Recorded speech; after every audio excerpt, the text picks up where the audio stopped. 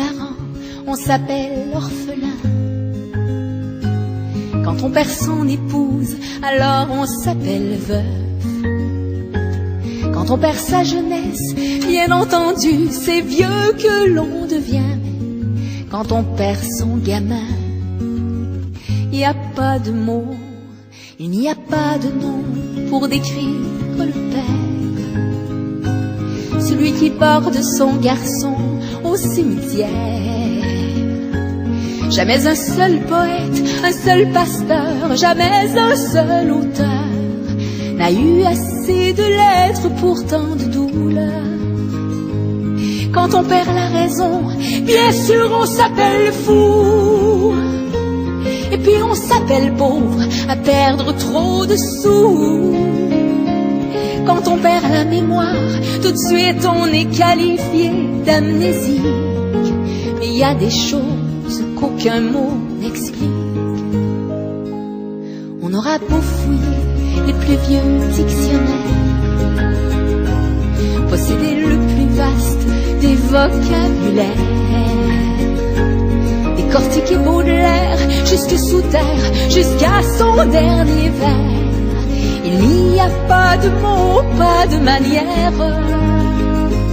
d'appeler le parent d'un enfant qui n'est plus. Il n'y a pas de mots pour ça qui soit connu.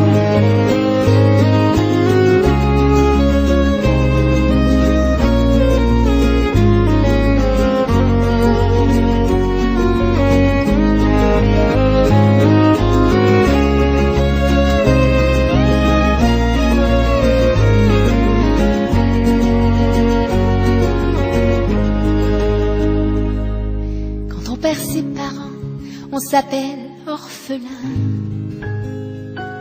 Quand on perd son mari, alors on s'appelle veuve.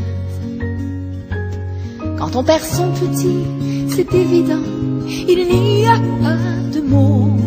Pourtant il y en a des mots qui nous émeuvent. Mais là il n'y en a aucun, il n'y a vraiment rien à dire. On ne sait même plus trop si on a le droit de vivre. Mais bon, on vit quand même, on vit tout simplement pour ne pas crever. On rit pour ne pas pleurer, des flots sans rive. Oui, on vit parce que lui, il ne pourra plus le faire.